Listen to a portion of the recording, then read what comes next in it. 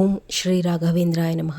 ಎಲ್ರಿಗೂ ನಮಸ್ಕಾರ. ಇಂದಿನ ವಿಡಿಯೋನಲ್ಲಿ ನಾನು ಮನದಲ್ಲಿ ಏನಾದರೂ ಬಹಳ ಕಷ್ಟಗಳಿದೆ ಅಂದಾಗ ಅಥವಾ ನಿಮ್ಮ ಮನಸ್ಸಿನಲ್ಲಿ ಏನಾದರೂ ಆಸೆ ಆಕಾಂಕ್ಷೆ ಇದ್ದು ಇಷ್ಟು ದಿವಸಗಳಲ್ಲಿ ನಮಗೆ ಆ ರಾಯರಿಂದ ಏನಾದರೂ ಒಂದು ಕೆಲಸ ಆಗಬೇಕಾಗಿರುತ್ತೆ, ಅಂದರೆ ನಮ್ಮ ಇಚ್ಛೆಯನ್ನು ರಾಯರು ಆಗಿರುತ್ತೆ ಅನ್ನುವಂತಹ ಆಸೆ ಇದ್ದರೆ, ಅಥವಾ ಮನೆಯಲ್ಲಿ ಯಾರ್ದಾದ್ರೂ ಹುಟ್ಟಿದ ಹಬ್ಬ, ಮಕ್ಕಳದೋ ಅಥವಾ ನಿಮ್ಮದೋ ಅಥವಾ ಯಾರ್ದಾದ್ರೂ ಆ್ಯನಿವರ್ಸರಿನೋ ಅಥವಾ ಏನಾದರೂ ಮನೆಯಲ್ಲಿ ಒಂದು ಶುಭ ಕಾರ್ಯ ಮಾಡ್ತಾ ಇದ್ದೀರಾ ಅಂತಂದರೆ ರಾಯರ ಮಠಕ್ಕೆ ಹೋಗಿ ಬಹಳ ಒಂದು ಸರಳವಾಗಿ ಕಡಿಮೆ ಖರ್ಚಿನಲ್ಲಿ, ಇದು ದುಬಾರಿಯಾದಂತಹ ಪರಿಹಾರ ಅಲ್ಲ, ಕಡಿಮೆ ಖರ್ಚಿನಲ್ಲಿ ಎಲ್ರಿಗೂ ಸಹ ಕೈಗೆ ಎಟುಕುವಂಥದ್ರಲ್ಲಿ ಬಹಳ ಶ್ರೇಷ್ಠವಾದಂತಹ ದಾನಗಳನ್ನ ಯಾವ್ಯಾವುದು ನಾವು ರಾಯರ ಮಠಕ್ಕೆ ಕೊಡೋದ್ರ ಮೂಲಕ ಗುರುಗಳ ಪ್ರೀತಿಗೆ ನಾವು ಪಾತ್ರರಾಗ್ಬೋದು, ಅವರ ಅನುಗ್ರಹ ಪಡಿಬೋದು ಮತ್ತು ನಮ್ಮ ಕಷ್ಟಗಳನ್ನು ಕಳ್ಕೊಂಡು, ಈಗ ಒಂದು ಬರ್ಡೇ ಇರ್ಬೋದು ಅಥವಾ ಆ್ಯನಿವರ್ಸರಿ ಇರ್ಬೋದು, ಅಂತಹ ಸಂದರ್ಭದಲ್ಲಿ ಅವರ ಆಶೀರ್ವಾದವನ್ನು ಸಹ ನಾವು ಈ ದಾನಗಳ ಮೂಲಕ ಹೇಗೆ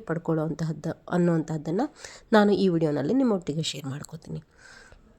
ನೀವು ಯಾವಾಗ ಈ ದಾನವನ್ನು ಕೊಡ್ಬೋದು? ಈಗೇನೋ ಒಂದು ವಿಶೇಷ ಸಂದರ್ಭಗಳು ಮನೆಯಲ್ಲಿ ಇಲ್ಲ ಅಂತಂದಾಗ, ಏನಾದರೂ ಒಂದು ಕಷ್ಟ ಕಳ್ಕೊಳ್ಳೋದಕ್ಕೋಸ್ಕರನೋ ಅಥವಾ ಏನಾದರೂ ಒಂದು ಆಸೆ ಈಡೇರಿಸ್ಕೊಳ್ಳೋದಕ್ಕೋಸ್ಕರನೋ ನೀವು ಕೊಡ್ತಾ ಇದ್ದೀರಾ ಇದನ್ನು ಅಂತಂದರೆ ಆದಷ್ಟು ಗುರುವಾರನೇ ಕೊಡಿ. ಗುರುವಾರ ಕೊಡುವಂತಹದ್ದು, ಇಲ್ಲ ದಶಮಿ ಏಕಾದಶಿಯ ಹಿಂದಿನ ದಿನವನ್ನು ನಾವು ಏನು ಹೇಳ್ತೀವಿ, ದಶಮಿ ಅಂತೀವಿ. ಏಕಾದಶಿಯ ಮಾರನೇ ದಿನವನ್ನು ದ್ವಾದಶಿ ಅಂತೀವಿ. ಏಕಾದಶಿಯ ದಿನ ಕೊಡಬಾರ್ದು ದಾನವನ್ನು, ದಶಮಿ ಮತ್ತು ದ್ವಾದಶಿ ದಿನ, ಇಲ್ಲ ಅಂತಂದರೆ ಅಷ್ಟಮಿ ಮತ್ತು ನವಮಿಯನ್ನು ನೋಡಿಕೊಂಡು ಅವತ್ತು 2 ದಿನಗಳು ಸಹ ನೀವು ಕೊಟ್ಕೋಬೋದು. ಇಲ್ಲ ಇದ್ಯಾವುದು ಇಲ್ಲ ನಮಗೆ ಒಂದು ಬರ್ಡೇಗೋ ಅಥವಾ ಏನಾದರೂ ಒಂದು ವಿಶೇಷ ಸಂದರ್ಭಕ್ಕೆ ಕೊಡ್ತಿದ್ದೀವಿ ಅಂತ ಬಂದಾಗ ಅಲ್ಲಿ ವಾರ ನೋಡಲಿಕ್ಕೆ ಬರೋದಿಲ್ಲ. ಅಂದರೆ ಯಾಕೆಂದರೆ ಬರ್ಡೇ ಗುರುವಾರನೇ ಬರಬೇಕು ಅಂತ ನಾವು ಇದು ಮಾಡಲಿಕ್ಕಾಗಲ್ಲ. ಯಾವತ್ತೂ ಮನೆಯಲ್ಲಿ ಯಾರದೇ ಆಗಲಿ ಹುಟ್ಟಿದ ಹಬ್ಬ ಬಂದಾಗ ಈ ದಾನಗಳನ್ನ ನೀವು ಕೊಟ್ಕೋಬೋದು. ಅದರಲ್ಲಿ ಬಹಳ ಶ್ರೇಷ್ಠವಾದಂತಹ ವಸ್ತು ಯಾವುದು ನಾವು ರಾಯರ ಮಠಕ್ಕೆ ಕೊಡುವಂತಹದ್ದು ಅಂತಂದರೆ ಕಲ್ಲು ಸಕ್ಕರೆ. ಅದು ಕೆಂಪು ಬಣ್ಣದ್ದೇ ಆಗಿರ್ಬೋದು ಅಥವಾ ಬಿಳಿ ಬಣ್ಣದ್ದೇ ಆಗಿರಬಹುದು. 2 ಬಣ್ಣದ ಕಲ್ಲು ಸಕ್ಕರೆಯನ್ನು ನಾವು ಕೊಡ್ಬೋದು. ಆದಷ್ಟು ಕೆಂಪು ಕಲ್ಲು ಸಕ್ಕರೆ ಕೊಡಿ. ಕೆಲವೊಂದು ಕಡೆ ಕೆಂಪು ಕಲ್ಲು ಸಕ್ಕರೆ ಲಭ್ಯ ಇರಲ್ಲ, ಅಂತಹವರು ಬಿಳಿ ಸಕ್ಕರೆ ಅಂದರೆ ಬಿಳಿ ಕಲ್ಲು ಸಕ್ಕರೆಯನ್ನು ಸಹ ದಾನವಾಗಿ ಕೊಡ್ಬೋದು.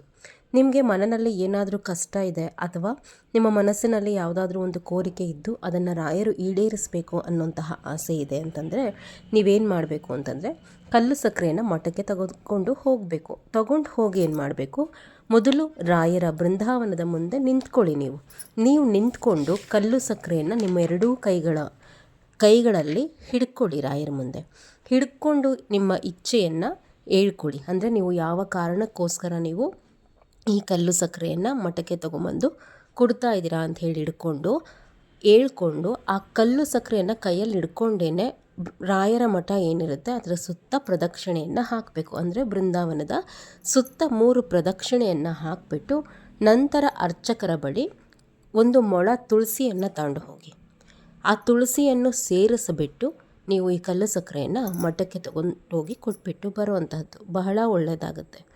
ಮನೆಯಲ್ಲಿ ತುಂಬ ಕಷ್ಟ ಇದೆ ಅಂತಂದರೆ ಇದನ್ನು ಒಂದು 3 ವಾರ 5 ವಾರ ಮಾಡಿ ಬಹಳ ಒಳ್ಳೆಯದು. ಕಲ್ಲು ಸಕ್ಕರೆ ನಿಮಗೆ ಬಹಳ ಏನು ಕಾಸ್ಟ್ಲಿ ಅಂತ ಹೇಳಿ ಅನಿಸೋದಿಲ್ಲ. 1/4 kg ಒಂದು 40 ರೂಪಾಯಿಗೆಲ್ಲ 1/4 kg ಕಲ್ಲು ಸಕ್ಕರೆ ಬರುತ್ತೆ. ಮತ್ತು ರಾಯರ ಮಠಕ್ಕೆ ಆಗಲಿ ಶ್ರೀಮನ್ ಮಹಾವಿಷ್ಣುವಿನ ಸ್ವರೂಪದ ಯಾವುದೇ ದೇವಸ್ಥಾನಕ್ಕೆ ನೀವು ಹೋದಾಗ ಸ್ವಲ್ಪ ತುಳಸಿಯನ್ನು ಕೊಡೋದ್ರಿಂದನೇ ನಮ್ಮ ಎಷ್ಟೋ ಕಷ್ಟ ಕಳೆಯುವಂತಹದ್ದು. ಹಾಗಾಗಿ ತುಳಸಿ ಒಟ್ಟಿಗೆ ಈ ಕಲ್ಲು ಸಕ್ಕರೆಯನ್ನು, ಏನು ಕಷ್ಟ ಇಲ್ಲ, ನಾರ್ಮಲ್ಲಾಗಿ ರಾಯರ ಅನುಗ್ರಹಕ್ಕೋಸ್ಕರ ಕೊಡ್ತೀನಿ ಅಂತಂದರೆ 1 ವಾರ ಕೊಟ್ಟರು ನಡೆಯುತ್ತೆ.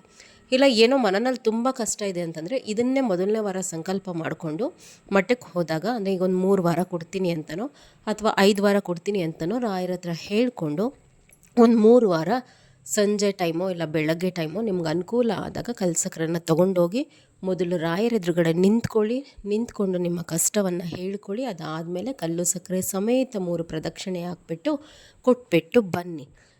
ಇದನ್ನು ನಾನು ಮಾಡ್ತಾ ಇರ್ತೀನಿ. ಬಹಳ ಒಳ್ಳೆಯದು. ಈ ರೀತಿ ಕಲ್ಲು ಸಕ್ಕರೆಯನ್ನು ಕೊಡೋದ್ರಿಂದನೇ ನಮ್ಮ ಮನೆಯಲ್ಲಿನ ಎಷ್ಟೋ ಕಷ್ಟಗಳನ್ನು ಗುರುರಾಯರು ಕಳೀತಾರೆ. ಕಲ್ಲು ಸಕ್ಕರೆ ಅಂತಂದರೆ ಬಹಳ ಶ್ರೇಷ್ಠ. ರಾಯರ ನೈವೇದ್ಯಕ್ಕೂ ನಾವು ಈಗ ಒಂದು 21 ದಿನದ ವ್ರತ ಮಾಡಲಿ ಅಥವಾ 48 ದಿನದ ವ್ರತ ಮಾಡಲಿ, ಬೇರೆ ಏನೂ ಇಡೋದು ಬೇಡ. ನೀವು 20 ದಿನವೂ ಸಹ ಈ ಕಲ್ಲು ಸಕ್ಕರೆಯನ್ನೇ ನೈವೇದ್ಯವಾಗಿ ತೋರಿಸ್ಬೋದು. 21ನೇ ದಿನ ಅಂದರೆ ವ್ರತದ ಕೊನೆ ದಿನ ಮಾತ್ರ ನಾವು ಅಡುಗೆ ನೈವೇದ್ಯ ಮಾಡಬೇಕಾಗತ್ತೆ. ಉಳಿದಂತೆ ನೀವು 20 ದಿನವೂ ಸಹ ಈ ಕಲ್ಲು ಸಕ್ಕರೆ ನೈವೇದ್ಯವಾಗಿ ತೋರಿಸಿದ್ರೂ ನಡೆಯುತ್ತೆ. ಅಷ್ಟು ಒಳ್ಳೆಯದು ಇದು ರಾಯರ ಪೂಜೆಗೆ. ಇನ್ನು ಮುಂದಿನ ವಸ್ತು ಯಾವುದು ದಾನ ಮಾಡಲಿಕ್ಕೆ ರಾಯರ ಮಠಕ್ಕೆ ಬಹಳ ಒಳ್ಳೆಯದು ಅಂತಂದರೆ ತುಪ್ಪ.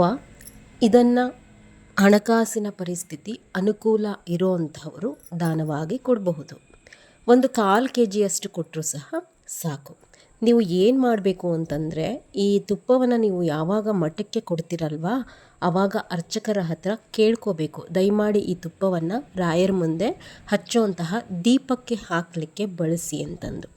ಯಾವಾಗ ಅವರು ರಾಯರ ಮುಂದೆ ನೀವು ಕೊಟ್ಟಂತಹ ತುಪ್ಪದಲ್ಲಿ ದೀಪವನ್ನು ಹಚ್ಚುತ್ತಾರೋ ಮಠದಲ್ಲಿ, ನಿಮ್ಮ ಕಷ್ಟಗಳು ಎಷ್ಟೋ ಕಳೀಲಿಕ್ಕೆ ಪ್ರಾರಂಭವಾಗುತ್ತೆ.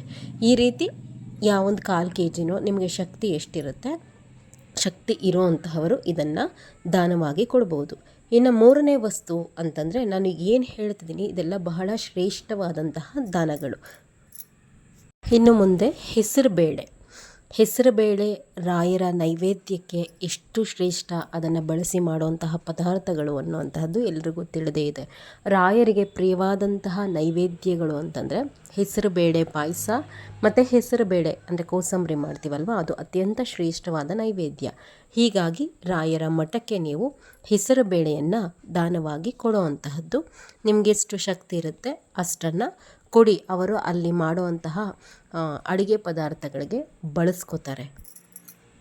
ಇದನ್ನು ಬಿಟ್ಟು ನೀವು ಬೆಲ್ಲ ಮತ್ತು ಕೊಬ್ಬರಿಯನ್ನು ಸಹ ರಾಯರ ಮಠಕ್ಕೆ ದಾನವಾಗಿ ಕೊಡ್ಬೋದು.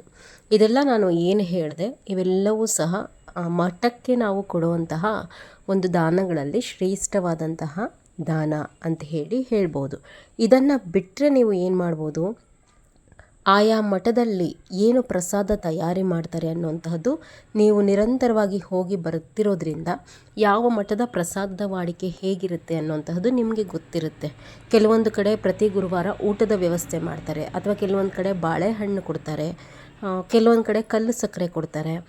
ನೋಡ್ಕೊಳ್ಳಿ, ಪ್ರಸಾದವನ್ನು ತಯಾರು ಮಾಡ್ತಾರೆ ಅಂತಂದರೆ ಅವರು ಅಡುಗೆ ಮಾಡಲಿಕ್ಕೆ ಏನು ಪದಾರ್ಥಗಳನ್ನು ಬಳಸ್ತಾರೆ ಆ ದಿನಸಿಗಳನ್ನು ಸಹ ನೀವು ದಾನವಾಗಿ ಕೊಡಬಹುದು. ಇಲ್ಲ ಕೇವಲ ಹಣ್ಣುಗಳನ್ನ ಕೊಡ್ತಿದ್ದಾರೆ ಬಂದಂಥವ್ರಿಗೆ ಅಂತಂದರೆ, ನೀವು ಅವ್ರು ಏನು ಕೊಡ್ತಾರೆ ದಾನವಾಗಿ ಜನಗಳಿಗೆ ತಿನ್ನಲಿಕ್ಕೆ, ಅದನ್ನು ನೀವು ತಗೊಂಡು ಹೋಗಿ ಮಠಕ್ಕೆ ದಾನವಾಗಿ ಏನೇ ಮಾಡಿ ರಾಯರ ಮುಂದೆ ನೀವು ಹೇಳ್ಕೋಬೇಕು ನಿಂತ್ಕೊಂಡು, ಇಂತಹದ್ದನ್ನು ನಾನು ಇಂದು ಈ ಕೆಲಸ ಆಗಲಿಕ್ಕೋಸ್ಕರ ನಾನು ದಾನವಾಗಿ ಕೊಟ್ಟಿದ್ದೇನೆ ಮಠಕ್ಕೆ ಅಂಥೇಳಿ ರಾಯರಲ್ಲಿ ಭಿನ್ನ ಮಾಡ್ಕೋಬೇಕು.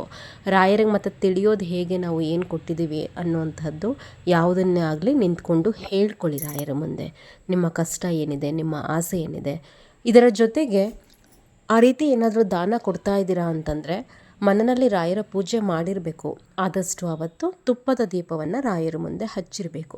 ಆವಾಗಲೇ ನಿಮ್ಮ ಏನು ಬೇಡಿಕೆಗಳನ್ನ ರಾಯರ ಮುಂದೆ ಇಡ್ತೀರ ಅದು ಬೇಗ ಈಡೇರೋವಂತಹದ್ದು. ಇನ್ಫಾರ್ಮೇಷನ್ ಇಷ್ಟ ಆಗಿದೆ ಅಂತ ಹೇಳಿ ಭಾವಿಸ್ತೀನಿ. ನಮಸ್ಕಾರ ಎಲ್ರಿಗೂ.